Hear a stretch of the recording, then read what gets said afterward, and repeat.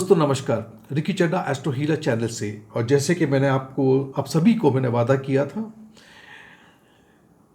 कि सूर्य ग्रहण पे, जिसके बारे में मैंने मेरे पिछले वीडियो में आपको बता दिया है कि किस तरह से उसका प्रभाव पूरी दुनिया पे पड़ेगा। और मैंने ये भी आपसे वादा किया था कि मैं हर एक लग्न और हर एक राशि पे अपने विचार लेकर के आपके सामने उपस्थित होऊंगा।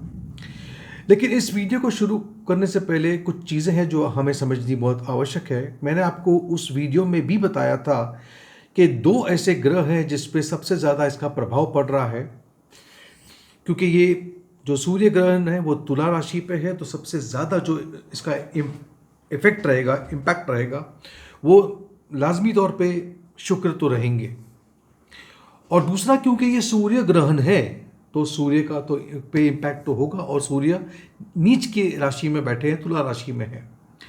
इसके अलावा आपके लग्न चार्ट में ये जो एक्सेस बनता है ग्रहण का, वो कहाँ पड़ रहा है, क्या वो 1-7 है, क्या वो 2-8 है, क्या वो 3-9 है, वो एक्सेस क्या है, उसके बारे में मैं एक्सप्लेन करूंगा। अब अगर मैं किसी एक राशि की बात कर रहा हूं तो ज़रूरी नहीं है कि एक राशि में पैदा होने वाले करोड़ों लोग होंगे तो सभी पे एक तरह का प्रभाव पड़े, ये ज़रूरी नहीं है। क्योंकि हर एक व्यक्ति के जीवन में उसकी महादशा, उसकी अंतर्दशा,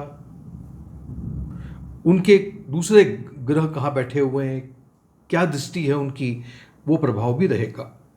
हाँ, लेकिन फिर भी इस ग्रहण का अगले 120 दिन तक, यानी कि 4 महीने तक, कुछ ना कुछ प्रभाव तो आपके जीवन में जरूर पड़ेगा। मैं यहां पे ये भी बता दूं आपको मैं कि ये जो बातें मैं बताने जा रहा हूं आपको, इसे दोनों तरह से देखना, अपने लग्न से भी देखना और चंद्र राशि से भी देखना, क्योंकि इससे आपको एक क्लैरिटी, आपको समझ में आएगा कि इसका इफेक्ट मुझ पे क्या पड़ सकता है। ठीक है, अगर इन बातों को आपने समझ लिया है तो चलो शुरू करते हैं। सबसे पहली राशि जो है वो है मेष राशि। तो दोस्तों, सबसे पहली जो राशि है जिसकी मैं बात करूंगा वो है मेष राशि। अभी मैंने आपको बताया था, सबसे पहले मेष राशि के लिए ये समझना होगा कि शुक्र आपके दूसरे और 7वें घर के मालिक है।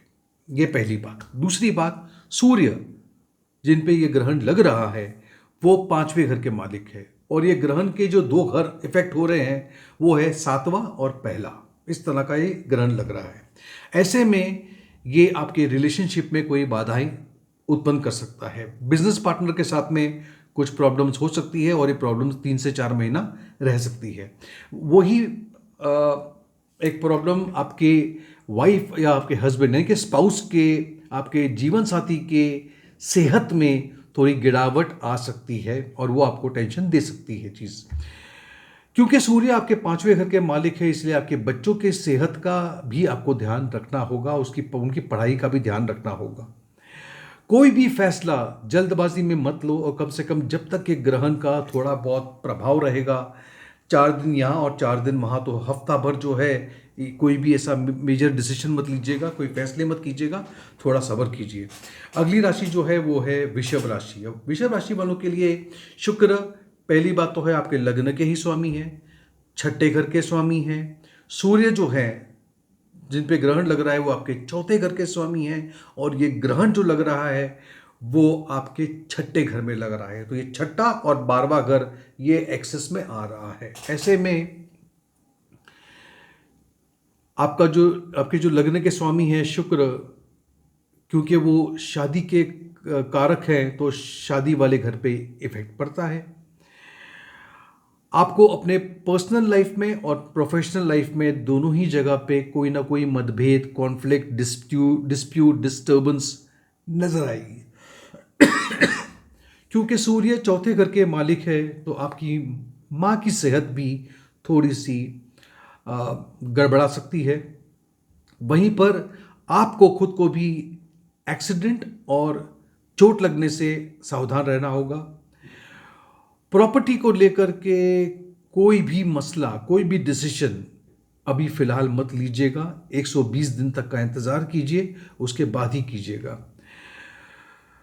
जो लोग हैं जो थोड़े से आध्यात्मिक हैं, उनके लिए ये काफ़ी अच्छा समय है, क्योंकि एक ऐसी ऊर्जा का आप देखोगे, ऐसी ऊर्जा आप में आ रही है जो आपको बहुत ज़्यादा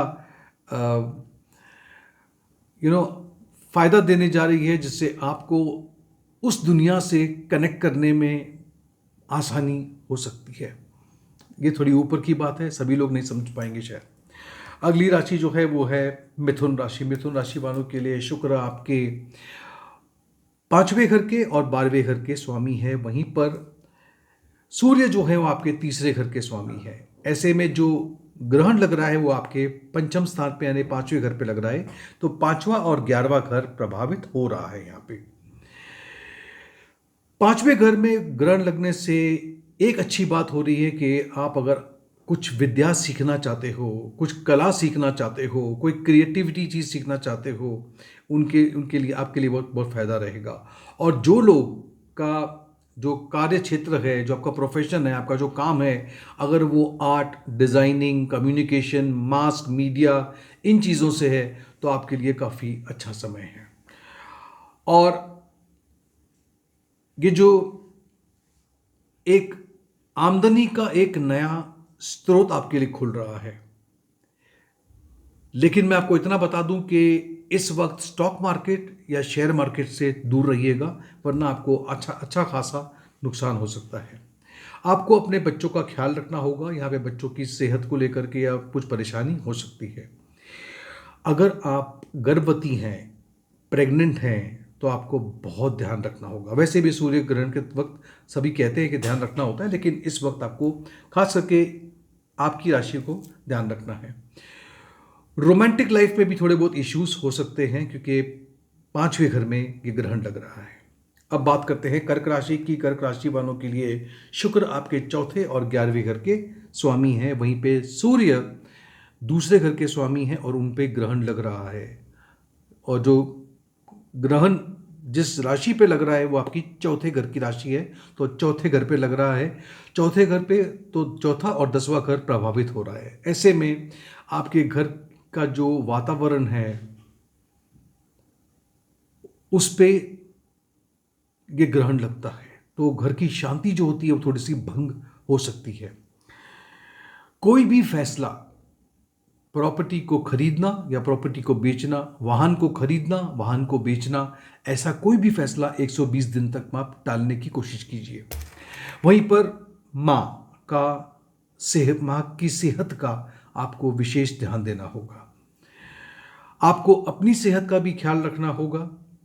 और वहीं पर आपके करियर में, आपके प्रोफेशन में कुछ चेंजेस नज़र आ रहे हैं मुझे, क्योंकि 10वां घर भी प्रभावित हो रहा है। आपको अपने खर्चों पे ध्यान देना होगा। खर्चे ज़्यादा बढ़ सकते हैं, क्योंकि दूसरा घर जो है, जो धन भाव है, सूर्य उस घर के मालिक है और उन पे ग्रहण लग रहा है, तो आपको पैसों को लेकर के थोड़ा सा सतर्क होना पड़ेगा। अगली राशि जो है वो है सिंह राशि। सिंह राशि वालों के लिए ये समझना बहुत ज़रूरी है कि शुक्र आपके 3रे और 10वें घर के मालिक है। वहीं पर सूर्य आपके लग्न के ही स्वामी हैं और इन्हीं पे ग्रहण लग रहा है, और ये ग्रहण 3रे घर में लग रहा है। ये अच्छी बात है, क्योंकि मैंने आपसे कहा था ग्रहण, पापी ग्रह, ये जो चीज़ें होती है, अगर 3रे, 6ठे और 11वें घर में हो तो इसका प्रभाव काफ़ी हद तक अच्छा होता है। तो 3रे घर में ग्रहण लगने से 3रा और 9वां घर प्रभावित हो रहा है। तो ऐसे में एक पॉजिटिव चीज़ देख पा रहा हूँ मैं इस ग्रहण से। प्रोफेशनल ग्रोथ है, नई नई आपको अपॉर्चुनिटीज़ मिल सकती है। अगर आप जो क्षेत्र में काम करते हैं, अगर उसका कोई भी संबंध लिखने से, ट्रैवल से, पब्लिकेशन से, कम्युनिकेशन से, मास मीडिया से है, तो आपके लिए काफ़ी अच्छा समय है। हो सकता है कि आप अपना घर चेंज करें या रीलोकेट करें, या स्थान परिवर्तन एक नज़र आता है मुझे।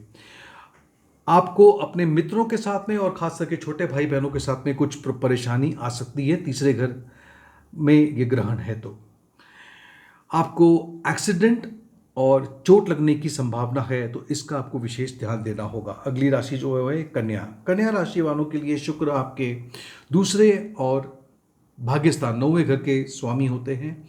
वहीं पर सूर्य जो है वो 12वें घर के स्वामी हैं, जिन पे ग्रहण लग रहा है, और ग्रहण लग रहा है आपके दूसरे घर में, और 8वां घर भी प्रभावित हो रहा है। अब दूसरे घर में लगने से ये कुटुंब भाव है, तो यहाँ पर फैमिली में और पैसे को लेकर के परेशानी आ सकती है। फैमिली में कुछ इश्यू हो सकता है, जिसके वजह से 3-4 महीने तक कुछ डिस्टर्बेंस रह सकता है। आपके खर्चे बढ़ सकते हैं, कंट्रोल में नहीं रहेंगे, तो ये पैसा इतना खर्च हो रहा है, इसी की परेशानी ज़्यादा आपको उसी से आपको जूझना पड़ेगा। आपके पिता की सेहत थोड़ी गड़बड़ा सकती है, तो उनका भी ध्यान रखना होगा अगले 2-3 माह तक। और आप खुद भी कुछ मानसिक तनाव में रहेंगे। अगली राशि जो है वो है तुला राशि। तुला राशि वालों के लिए शुक्र आपके पहले घर के लग्न के स्वामी हैं, और अष्टम 8वें घर के स्वामी हैं। वहीं पर सूर्य आपके लाभ घर के स्वामी यानी 11वें घर के स्वामी हैं। आप ही के लग्न में, आप ही के पहले घर में ये ग्रहण लग रहा है, वहाँ से वो 7वें घर को प्रभावित कर रहा है। ऐसे में आप देखोगे कि आपके लग्न के स्वामी पे ग्रहण लग गया। ये जो ग्रहण है ये आपकी ज़िंदगी में बहुत ज़्यादा बदलाव लेके आएगा, बहुत ज़्यादा बदलाव आप देखोगे। एक नई ऊर्जा का संचारण हो रहा है यहाँ पे, एक नई ऊर्जा आप में आ रही है, और ये 3-4 महीने तक आपको बहुत प्रभावित करेगी। अच्छे के लिए मैं कह रहा हूँ आपसे, ये एक नई शुरुआत है। और मैंने पहले भी कहा था, ये एक कार्मिक, हर ग्रहण एक कार्मिक होता है, तो ये एक नई शुरुआत है। हो सकता है कि नई जगह पे रीलोकेशन हो, नया काम आप हाथ में लो, जॉब ट्रांसफ़र हो सकता है। इस तरह की घटनाएं आपके साथ में घट सकती है। वहीं पर आपको अपनी सेहत का, और कहीं चोट ना लग जाए, एक्सीडेंट ना हो जाए, इसका भी आपको खास ख्याल रखना होगा। और अगर आप आध्यात्मिक चीज़ों में अगर आप ज़्यादा ध्यान देते हैं, तो आपके लिए ये बहुत अच्छा समय है। ध्यान लगाना, अगर आप कोई ज्योतिष में हो, टैरो में हो, रेकी में हो, बहुत ही अच्छा समय है आपके लिए ये। अगली राशि जो है वो है वृश्चिक राशि। वृश्चिक राशि वालों के लिए शुक्र जो है वो आपके दूसरे और आपके 12वें और 7वें घर के मालिक है, और सूर्य जो है वो आपके 10वें घर के मालिक है। अब ऐसे में ये जो ग्रहण लग रहा है वो आपके 12वें घर में लग रहा है। ये सबसे पहली बात सुनिएगा, 12वें घर में लग रहा है, और 12वें घर से 6ठे घर पे भी प्रभाव पड़ रहा है। ऐसे में ये एक बहुत अच्छा टाइम है। अगर आप ध्यान, मेडिटेशन, स्पिरिचुअल एक्टिविटी, आध्यात्मिक चीज़ें करने में अगर आपकी रुचि हो, तो बिल्कुल अच्छा समय है आपके लिए। वहीं पर 12वां घर को हम अपनी नींद से भी जोड़ के देखते हैं, तो वहाँ पे नींद में थोड़ी डिस्टर्बेंस आपको रह सकती है। आपके खर्चे ज़्यादा हो सकते हैं, जो आपको थोड़ी चिंता में डाल सकते हैं। और क्योंकि शुक्र आपके 7वें घर के मालिक होते हैं, तो यहाँ पे शादीशुदा जीवन में भी, या तो फिर बिजनेस पार्टनर के साथ में थोड़ा बहुत मतभेद होने की संभावना दिखती है। अब बात करते हैं धनु राशि की। धनु राशि वालों के लिए शुक्र आपके 11वें और 6ठे घर के स्वामी है। वहाँ पे सूर्य आपके भाग्य स्थान के स्वामी है। ये ग्रहण आपके 11वें घर में लग रहा है, बहुत अच्छी बात है। और ये ग्रहण आपके लिए बहुत सी चीज़ों में, बहुत हद तक आपके लिए शुभकारी रहेगा, अच्छा रहेगा। 11वां घर इनकम का है। अब पैसों को लेकर के, इन्वेस्टमेंट को लेकर के, प्रोफेशन को लेकर के ये आपको बहुत मदद करेगा। ये ग्रहण आपको आमदनी के अलग अलग स्रोत देगा, कमाने का मौका देगा। हाँ, लेकिन ये ज़रूर मैं बता सकता हूँ कि शेयर मार्केट से और स्टॉक मार्केट से बहुत दूर रहिएगा, क्योंकि वैसे भी ग्रहण के बाद मैं कहा था कि स्टॉक मार्केट थोड़ा बहुत ऊपर नीचे जा सकता है। अगर आप शादीशुदा हो, तो आपको अपने जीवन साथी के साथ में तालमेल बिठाना पड़ेगा। नहीं बैठ रहा तो भी आपको थोड़ा मेहनत करनी होगी, और आपको इसको बिठाना होगा। हो सकता है कि जहाँ पर आप काम करते हो वहाँ पर भी अगर खास करके अगर आपकी बॉस या सीनियर कोई औरत हो तो उसके साथ में भी मतभेद हो सकते हैं। कोई ना कोई औरत को लेकर के, चाहे वो आपकी बड़ी बहन हो, छोटी बहन हो, या कोई एक औरत को लेकर के इश्यूज आ सकते हैं। अब बात करते हैं मकर राशि की। मकर राशि वालों के लिए शुक्र आपके 10वें और 5वें घर के स्वामी हैं, और सूर्य जिन पे ये ग्रहण लग रहा है वो आपके अष्टम 8वें घर के स्वामी हैं। ग्रहण आपके 10वें घर में लग रहा है, चौथा घर भी प्रभावित हो रहा है। ऐसे में आप देखोगे कि आपके आने वाले 3-4 महीने जो है प्रोफेशनल लाइफ के लिए काफ़ी कुछ बदलाव लेके आएंगे। आप अपना जॉब चेंज कर सकते हो, आपका रिलेशनशिप आपके सीनियर, आपके बॉस, आपके कलीग के साथ में थोड़ा बहुत गड़बड़ा सकता है। आपको जिस जगह पे आप काम करते हो वहाँ पे आपका जो रुतबा है, नाम है, इज्जत है, उसका भी ख्याल रखना होगा। वहाँ पे थोड़ी सी आपको हानि हो सकती है। रीलोकेशन यानी कि किसी भी जगह से स्थान परिवर्तन भी दिखता है। आपको अपनी सेहत का ख्याल रखना है। शादीशुदा है तो जीवन काफ़ी ठीक है, एवरेज है, लेकिन अगर किसी के साथ में रोमांटिक रिलेशनशिप में हो तो वहाँ पे थोड़ा डिस्टर्बेंस दिखती है। अगर आप, मैं औरतों की बात कर रहा हूँ, अगर गर्भवती हैं, प्रेग्नेंट है, बहुत ज़्यादा ध्यान रखिएगा। अगली जो राशि है वो है कुंभ राशि। कुंभ राशि वालों के लिए शुक्र आपके 9वें घर के और चौथे घर के स्वामी होते हैं, और सूर्य 7वें घर के स्वामी हैं। ग्रहण आपका लग रहा है भाग्य स्थान में, भाग्य स्थान से तीसरे घर में भी प्रभाव पड़ रहा है। तो अगर आप विदेश जाने के इच्छुक हैं, लंबी यात्रा के इच्छुक हैं, और खास करके अगर ये यात्रा आपकी पढ़ाई से संबंधित है तो कुछ ना कुछ देरी इन चीज़ों में हो सकती है, डिले हो सकता है, लेकिन आखिर में काम होगा, लेकिन रुकावटें आएंगी। धार्मिक यात्रा, किसी धर्म स्थान पे जाना हो तो वो पॉसिबल दिखता है मुझे इस टाइम पे। अगर आप एक आध्यात्मिक व्यक्ति हैं, आध्यात्मिक चीज़ों से जुड़े हुए हैं, तो मैं आपको इतना बोल सकता हूं कि एक नई ऊर्जा, एक नया पावर, एक अलग ही एनर्जी आप में उत्पन्न हो रही है, और इसका आपको पूरा उपयोग करना होगा। हेल्थ में थोड़े बहुत इश्यूज आ सकते हैं, लेकिन वो छोटे मोटे इश्यूज हैं, उसके साथ में आप ज़्यादा उसमें परेशान होने की ज़रूरत नहीं है।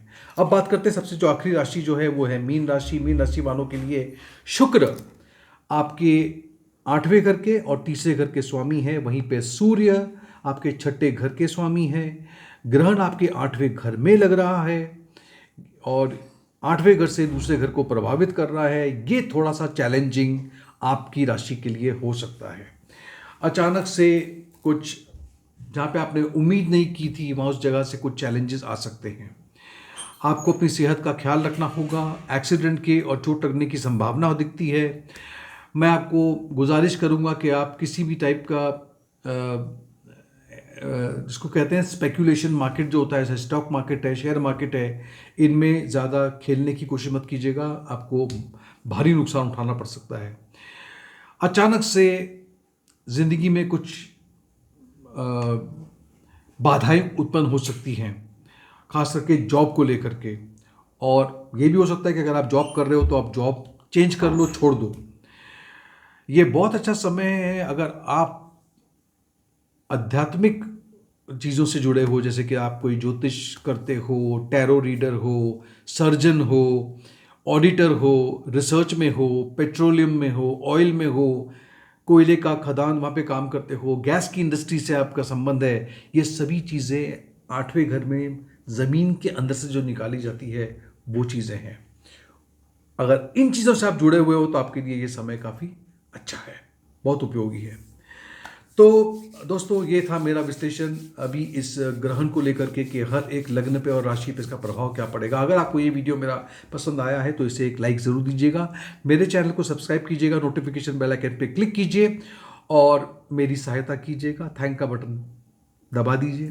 Thank you.